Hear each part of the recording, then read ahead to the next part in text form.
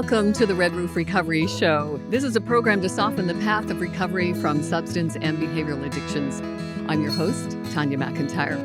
And this beautiful theme song that we're listening to is from my mentor, my friend, a very talented singer-songwriter by the name of Russell Allen Scott. And it's from his CD called The Master Key, and the track is called Greatest Bravery. And it certainly takes a lot of bravery to talk about addiction recovery. And I myself know that I was a closet recovery person for a long, long time because of the stigma that's attached to addiction recovery. So I'm here with you to help remove that stigma, to help open up a dialogue around addiction recovery and share with you my experience, strength, and hope around my own recovery from drugs and alcohol. That happened for me in 2009, February of 2009. And the only model of addiction recovery available to me at the time was a 12-step recovery program known as AA, Alcoholics Anonymous. And you'll often hear me say that AA saved my life without question. I don't think I'd be here without it. But SMART gave me my life back. Most people haven't heard about SMART recovery, and I myself, when I went looking for a more secular, evidence-based program, the pickings were slim. There wasn't a lot available. And I gravitated towards SMART recovery for a couple of reasons. It was based on cognitive behavioral therapy. And we talk about cognitive behavioral therapy. It sounds maybe a little complicated, but it's not really. It's all about thought. Cognition is our thought. So it's about really directing that rational analysis, the questions inward, instead of looking outside of ourselves for answers, because the answers always lie within, we're told, right? So I like that idea of SMART recovery based on cognitive behavioral therapy because I was a huge fan of this guy called David Burns. Dr. David Burns is a retired Stanford professor now, but he was definitely one of the pioneers of cognitive behavioral therapy back in the 60s when he was just starting out his vocation as a doctor. And he wrote this book, Feeling Good, and I think he wrote it probably in the 70s. And it's the new mood therapy, the clinically proven drug-free treatment for depression. And I was attracted to this because I've suffered with anxiety and depression all of my life. In fact, that's probably what developed my addictions. It was that I was trying to self-medicate away those emotions, those unpleasant emotions that I just wanted to numb. So I have been a facilitator with SMART since 2018. And we hold regular meetings on Zoom. Of course, the whole world now has moved to the Zoom platform. And you can access those meeting links along with a lot of resources at the local site of smartrecoverytoronto.org.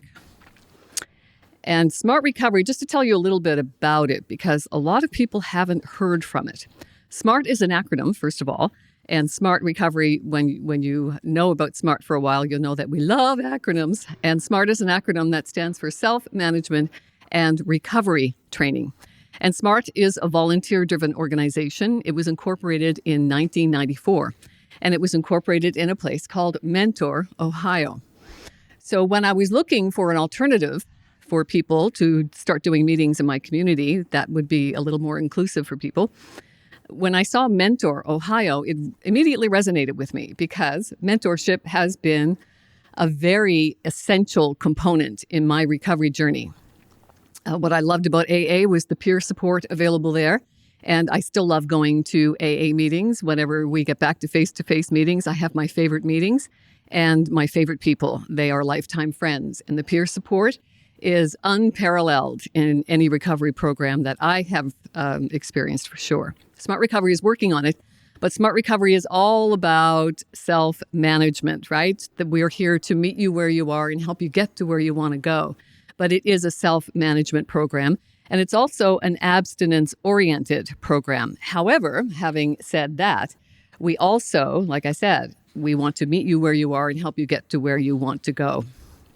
So we definitely support things like medically assisted treatment for not only treating addiction, but other psychiatric conditions as well. So we have a couple of handbooks available. One is for the participant in Smart Recovery. It's a handbook that contains the tools of therapy that are commonly used in Smart Recovery. So SMART is based on the 4 pillars of recovery, we call it. And the first one, like any STEP program, it's the most difficult one to get to. So the number one pillar of SMART recovery is developing and maintaining our motivation to abstain. That's a tough one because if you were anything like me, I didn't accept or admit that I had a problem for 2 decades of my life because I was one of the lucky ones. I was able to manage my addictions. However, I did it, I'm not even sure, but they were spiraling out of control by the time I had to face it. And I think that's what happens, right? It's an accumulative effect because I think what we practice grows stronger, good and bad. So my addictions caught up with me after about 20 years of active using, and I was still able to maintain a profession. I never lost a house, never lost children, although I never had the courage to be a parent. I think it's one of the most difficult jobs in the world, and I definitely never felt up to that task, probably because my mother should never have been a parent. My mother died very young from her addictions, and that was probably that example that prevented me from having my own children. Some women I don't think should have children, and I'm definitely one of them. My mother was one of them. She couldn't handle the responsibility of parenthood and left when I was just 9 years old. Left me with a little sister who was still in diapers at 2. So that abandonment stayed with me for a long time. And you'll often hear me talk about Dr. Gabor Mate, M-A-T-E. Dr. Mate is a British Columbia physician. He worked in Vancouver's East Side for 12 years, and he dealt with some of the most chronically addicted people in the world. And he said after that 12 years that he was convinced that there was a direct correlation to childhood trauma and addiction. So I know now that I'm in recovery now since 2009. I'm not sure if I would put it all on childhood trauma. Definitely there was an element of that with me. I had enough childhood trauma for sure, but also I think the trauma can happen at any time because I talk to people in SMART recovery and in AA as well. A lot of first responders, right? That trauma comes with their profession and it comes pretty much every day. So we have a lot of first responders now suffering with PTSD, which is, again, the resources available for PTSD, very, very limited. So we have a lot of people suffering with PTSD coming to SMART recovery meetings. So I don't think the trauma that is linked to addiction necessarily has to come from childhood trauma. I think it can come at any time because there's no shortage of trauma in our lives as adults. So one of the things that I'm doing here with this Red Roof Recovery Program is I'm doing audio and video. So excuse me when I have to take a little sip here because I'm full of anxiety and my mouth is very dry. So thing is when I'm interviewing people, right, I get that reprieve from people answering questions. So the camera goes off me and I can sneak a little drink. So bear with me. I appreciate your patience. So what is SMART recovery all about? And I'll try to remain on topic because I'm so passionate about this topic of addiction recovery. It's like shiny balls all over the room. Something bounces and my attention goes there. So bear with me. I'll try to stay on track. The purpose of self-management and recovery training, we are here to support individuals who have chosen to abstain or even considering abstinence from any type of addictive behavior, whether that's a substance or activity behavior. And the thing is, we're helping you learn how to change self-defeating thinking, emotions, actions, and to work towards long-term satisfactions and a higher quality of life. So I talked about the first pillar of SMART recovery.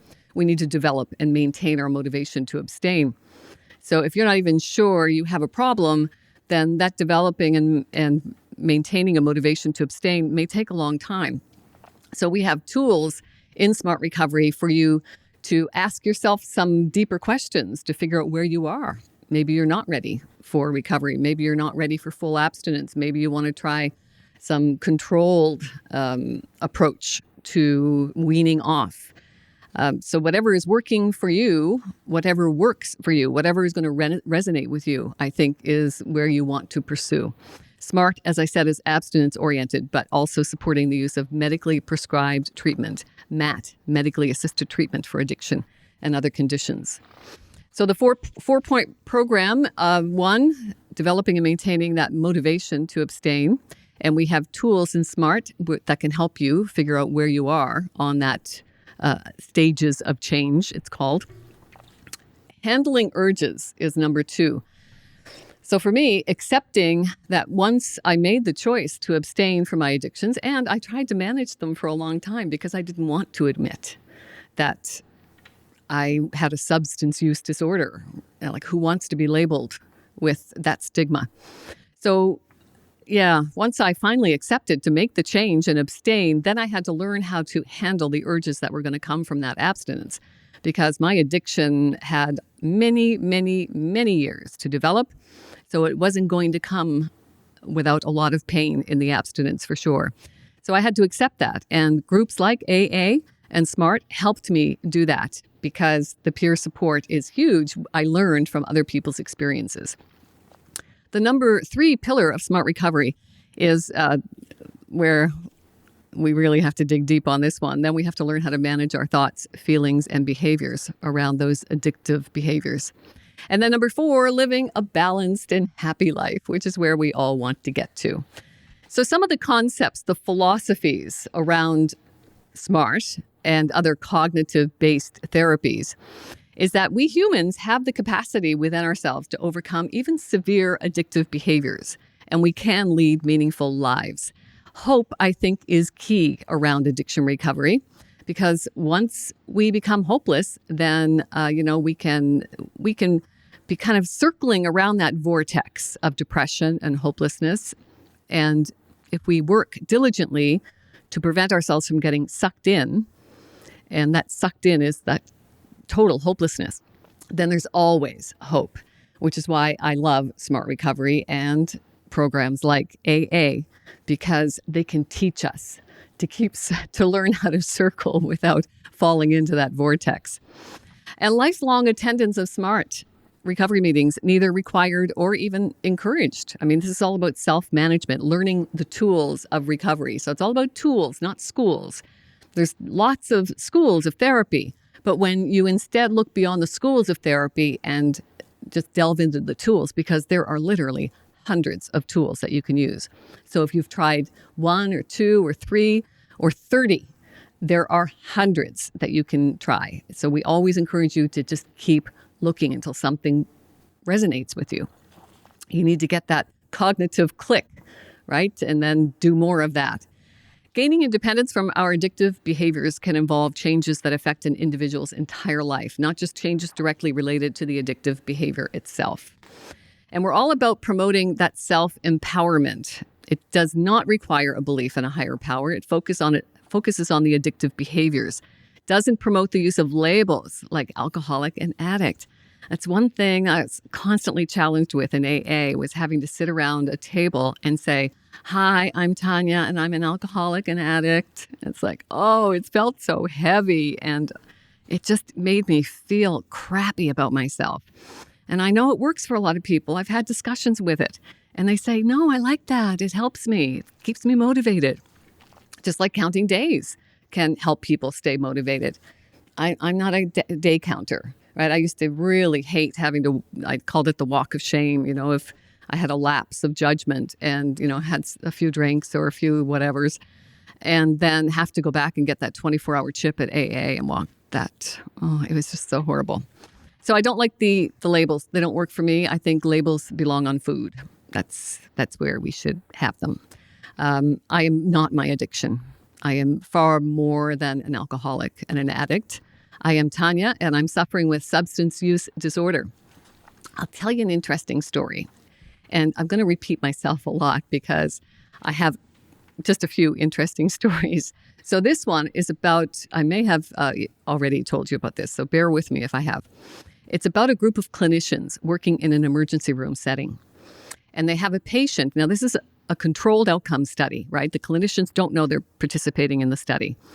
They are introduced to a patient brought in under an emergency scenario. So they are only introduced to this patient on a piece of paper. And the patient is introduced as being a substance abuser. And then the clinicians are surveyed later, asking about what they thought about this substance abuser. And all of them collectively believed that this person was culpable for their behavior. They were totally responsible for where they were in life, and that they even deserved criminal punishment.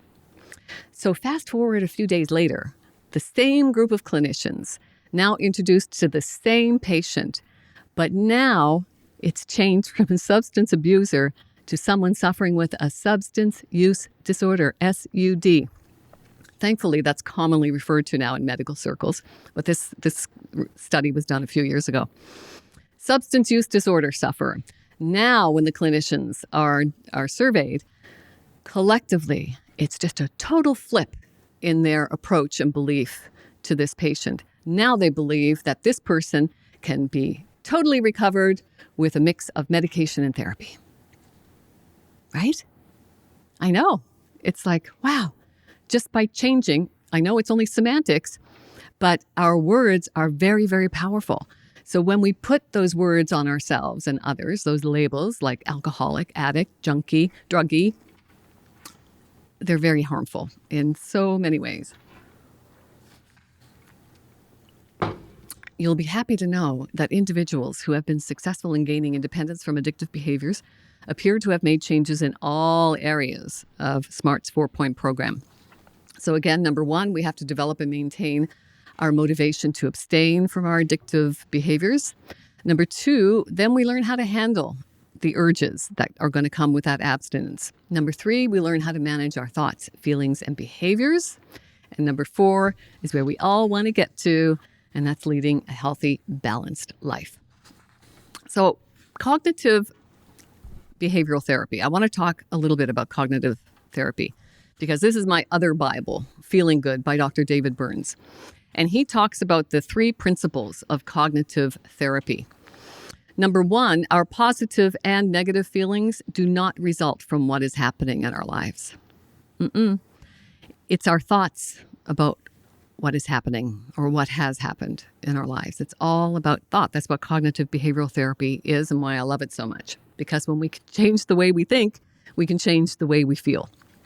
Number two, depression and anxiety result from distorted, illogical, misleading thoughts. What you're telling yourself is often simply not true.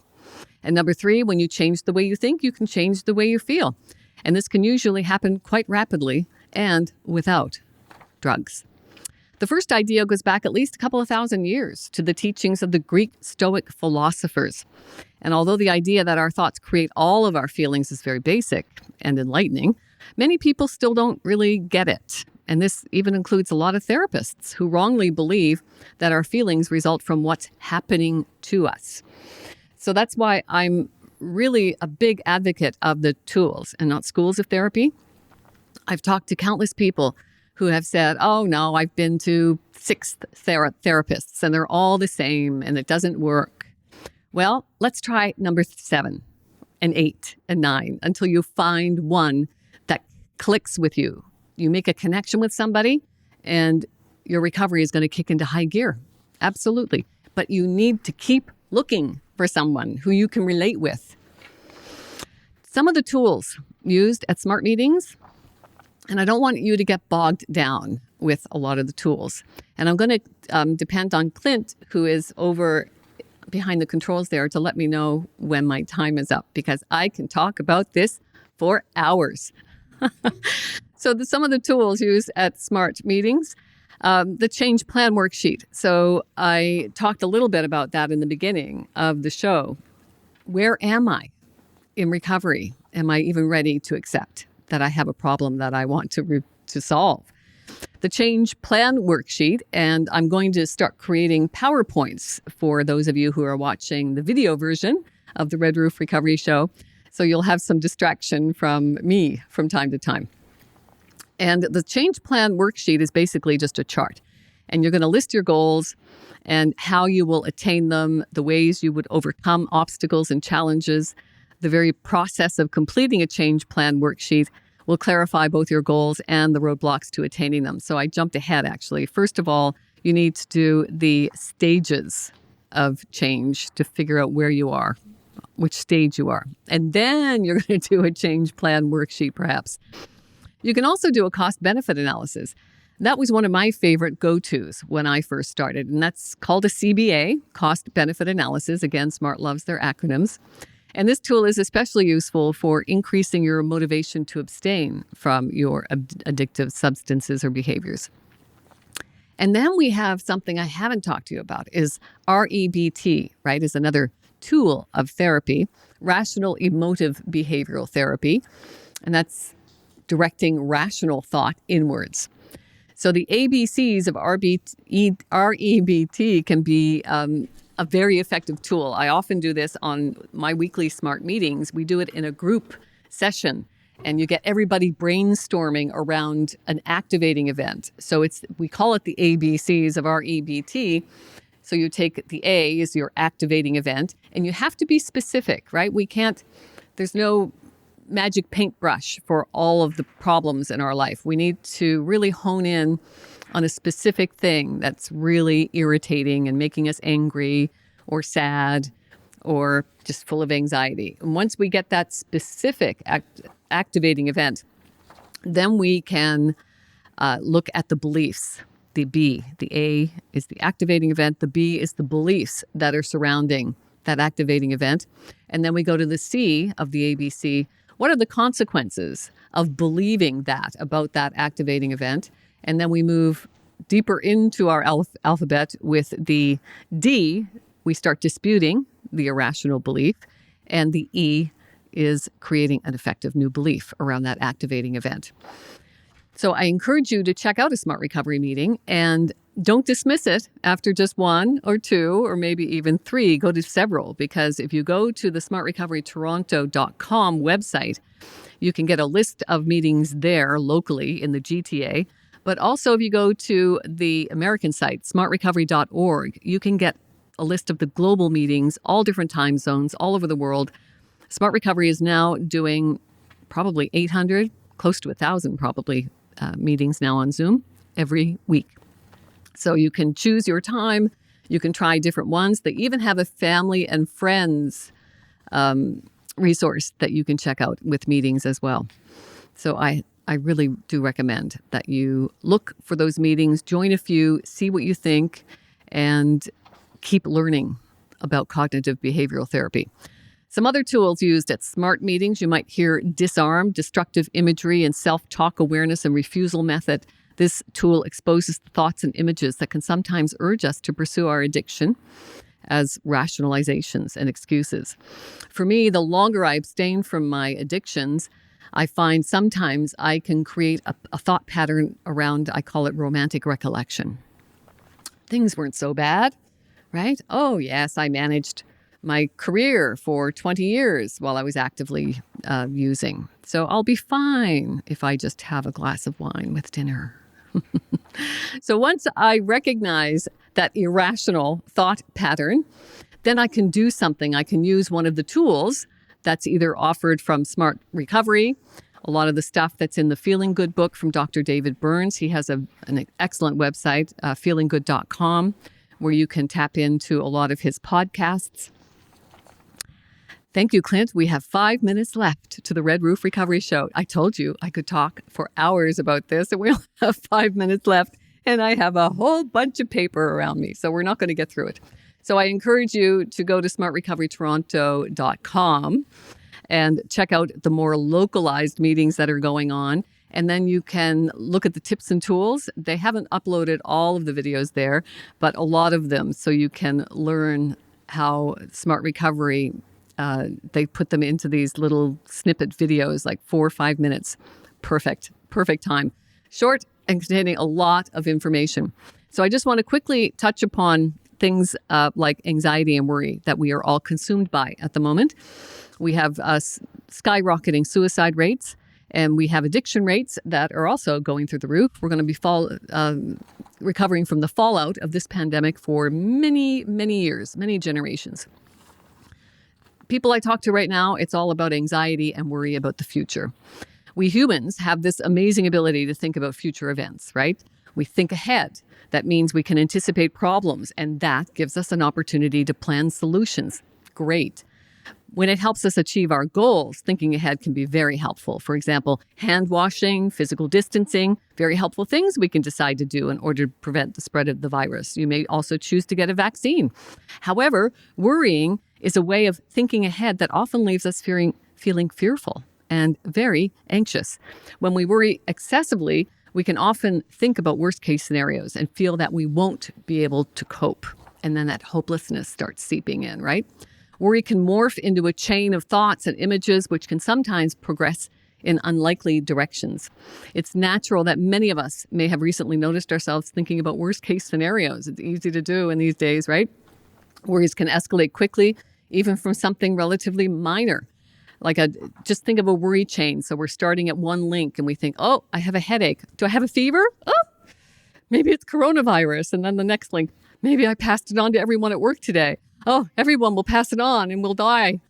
Imagining this whole apocalypse, right, of losing everyone that we know and love. It just goes on and on and on. That chain of worry can just strangle us after time, right? What's really important as we come to a close on this episode of Red Roof Recovery, setting a routine. It's so important that we stay focused on our routines. If we're spending more time at home, we do our best to continue with a regular routine, and that means waking up and going to bed at the same time, eating at regular times, and getting ready and dressed every day. I know even sometimes I don't even want to take a shower and get out of bed in the day. It takes a great deal of effort. Stay mentally and physically active. When we plan our daily timetable, we can have activities to keep both our mind and body active. We could try learning something new in an online course, although I think we're all overdosing on online stuff. We can challenge ourselves to learn a new language, maybe. I don't know. I lived in Spain for 6 years, still can't speak Spanish, but it's worth a shot. Practicing gratitude. At times of uncertainty, developing a gratitude practice can help you connect with moments of joy and pleasure. Works miracles for me. Notice and limit worry triggers. As health situations develop, it can feel like we need to constantly follow the news or check social media for updates. Not a good idea. I think everything we need to know, we're going to hear about it from someone who loves us, so we don't need to be immersing ourselves in stuff like that. I often encourage people to take the diet that really works, a media fast. Don't watch, read, or listen to news, and feel how much your life improves. I'm Tanya McIntyre. Thanks so much for hanging out with me for this 30 minutes of the Red Roof Recovery Show. And feel free to drop me an email, redroofrecovery@gmail.com, if you have any questions. Want to be a guest on the show? Yay! Yes, I'd love that. Give me time to have a sip of my tea. Okay, remember, if you want to stay positive, stay focused, put your attention, energy, and focus on what you want. Try not to get bogged down on what's going on. And may the force be with you. Remember, you are the force.